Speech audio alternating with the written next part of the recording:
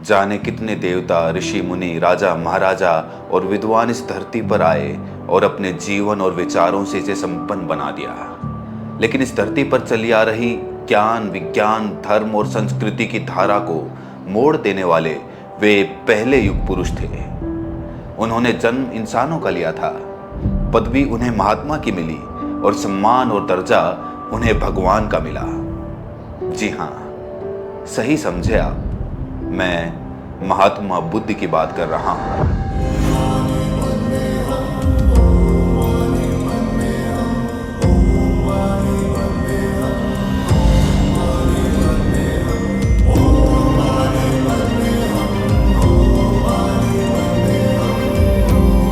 नमस्कार, मैं हूं राहुल यादव और आज मैं आपको सुनाने जा रहा हूं उस व्यक्ति की कहानी जिसका जन्म तो भारतवर्ष में हुआ, लेकिन उन्होंने भारत ही नहीं दुनिया के इतिहास, भूगोल, दर्शन, आचार विचार को पहले जैसा नहीं रहने दिया। महात्मा बुद्ध ज्ञान और विचार की ऐसी मशाल बनकर उभरे कि सिर्फ भारत तक सीमित नहीं रहे। उनके विचार पहले लोगों के लिए जीने का तरीका बने, फिर मत और फिर वो धर्म बनकर दुनिया भर में फैल गया। राजमहल की संपूर्ण सुख सुविधाओं के बीच जब जीवन का एक कष्टकर स्वरूप राजकुमार सिद्धार्थ के सामने नहीं आया था, तब भी उनमें एक तत्व सर्वाधिक था, जिज्ञासा का।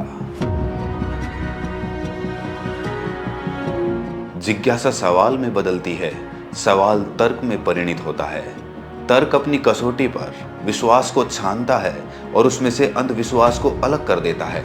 ठीक यहीं पर बालक सिद्धार्थ के बुद्ध बनने का बीज पड़ चुका था। एक आगामी क्रांति की मौन शुरुआत हो चुकी थी। बुद्ध अपने समय के क्रांतिकारी थे। उनकी क्रांति इतनी बड़ी थी कि आज भी मनुष्यता को प्रभावित कर रहा है।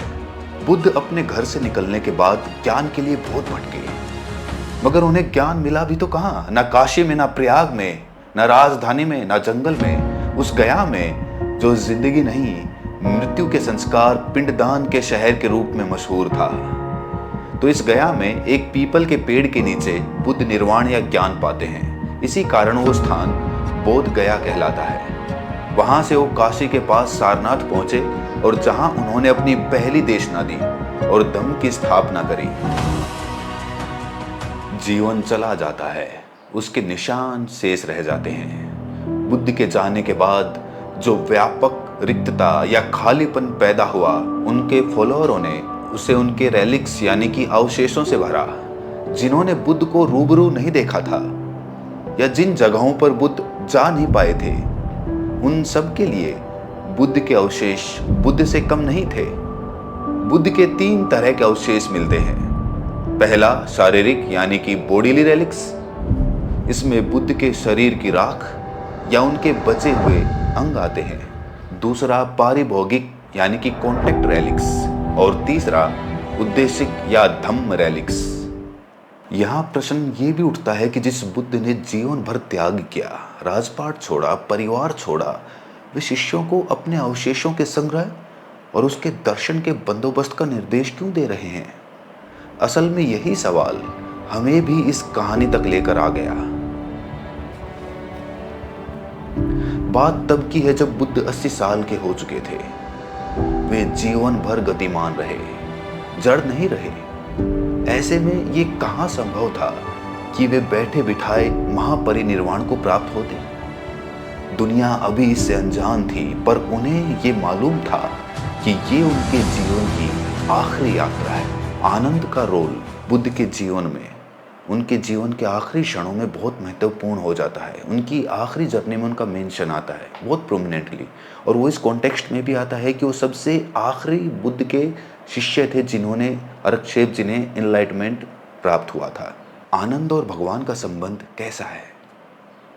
वो बस था कहने का मतलब पर्सनल अटेंडेंट। तो एक दिन भगवान ने कहा कि अब मेरी आयु हो गई है, मैं 60 वर्ष का हो रहा हूँ, अब मुझे कोई उपस्थाक दिया जाना चाहिए जो निरंतर मेरे साथ रहे। एक एक कर सभी भिक्षु खड़े होते हैं और कहते हैं कि भगवान, मैं आपका उपस्थाक बनूंगा। सिर्फ एक व्यक्ति खड़ा नहीं होता है जिसका नाम है आनंद। आनंद बैठे होते हैं। भगवान के चचेरे भाई बैठे हुए हैं, वो खड़े नहीं होते।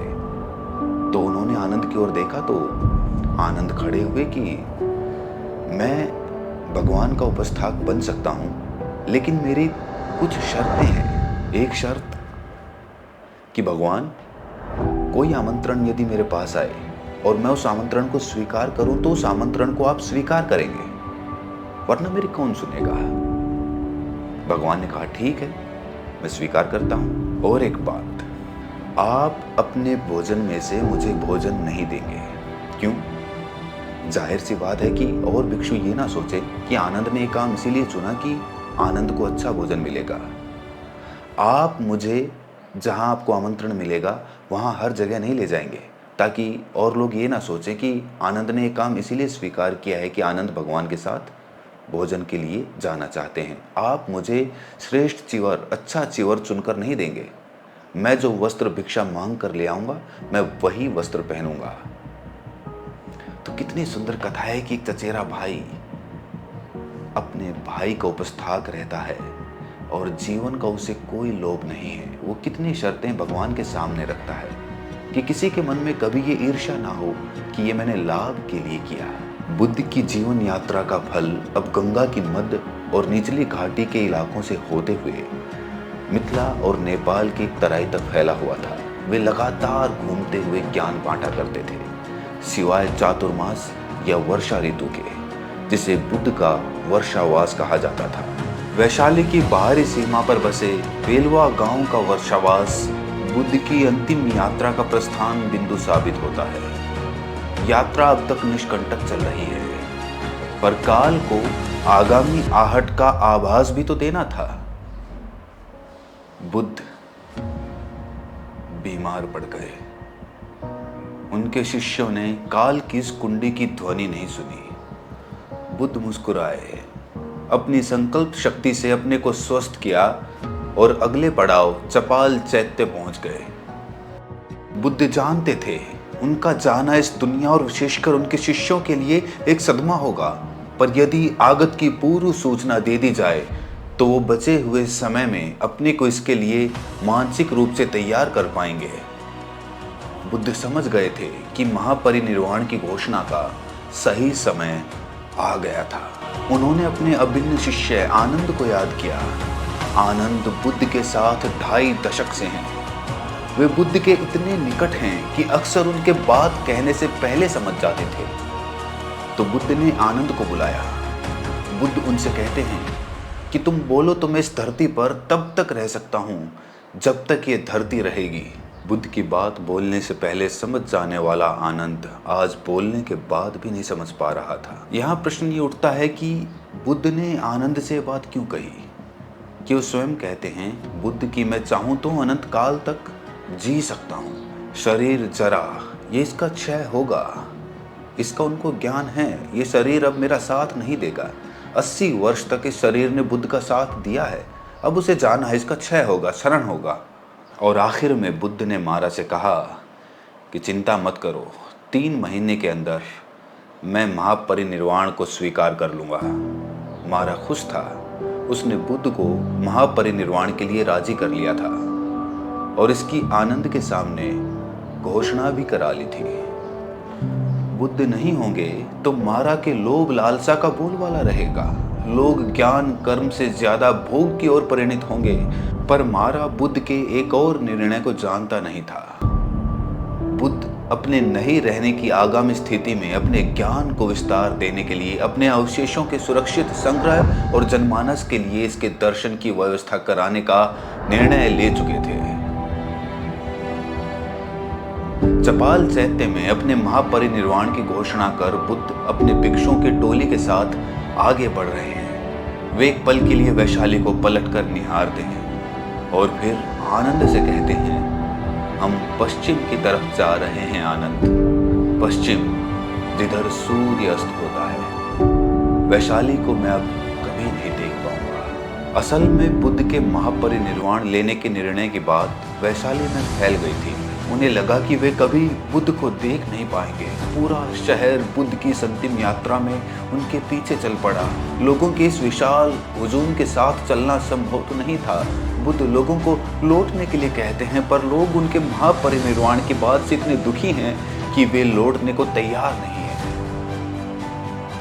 ऐसे में बुद्ध उन्हें अपनी एक निशानी देते हैं, अपना भिक्षा पात्र। जहां पर ये घटना हुई थी, आज भी वहां पर एक स्तूप मिलता है।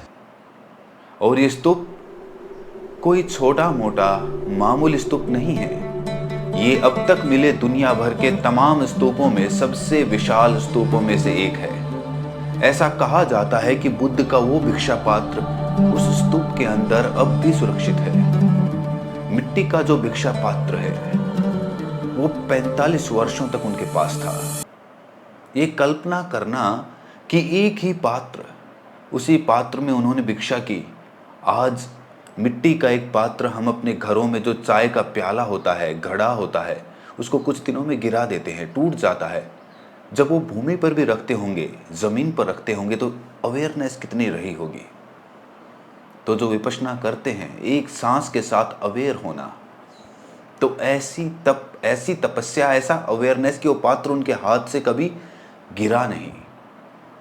अब ये तो तय है कि बुद्ध का महापरिनिर्वाण होगा और इस 3 महीने में ही होगा, लेकिन उसका निमित्त कौन बनेगा?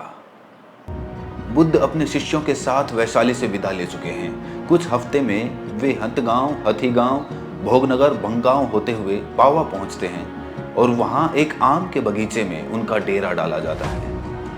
पावा मल्ल राजाओं की दूसरी राजधानी थी। वहां चुंड नाम के उनके जाने माने भक्त का वास था। चुंड धातु के व्यापारी थे। जब उनको पता चलता है कि बुद्ध उनके अमराई में ठहरे हुए हैं, आम के उपवन में, तो वहाँ पर वो जाकर उनको बहुत प्यार से भोजन के लिए आमंत्रित करते हैं अगले दिन के लिए, और बुद्ध उस आमंत्रण को स्वीकार करते हैं। दूसरे दिन जब बुद्ध वहाँ पर जाते हैं आमंत्रण के लिए, तो देखते हैं कि नाना प्रकार के पकवान बने हुए हैं। चुंड के निमंत्रण का ये शुक्रमतो खाने के बाद बुद्ध अचानक बीमार क्यों पड़ जाते हैं, और आखिरकार उनकी अंतिम यात्रा का अंत कैसे होता है, इस पूरी कथा को हम अगले पार्ट में सुनेंगे। अगर आप चैनल पर पहली बार आए हैं तो इस चैनल को सब्सक्राइब करें, नोटिफिकेशन बेल को प्रेस करें, और मिलते हैं अगली कहानी में। तब तक के लिए अपना ख्याल रखें। नमो बुद्धाय, जय भीम।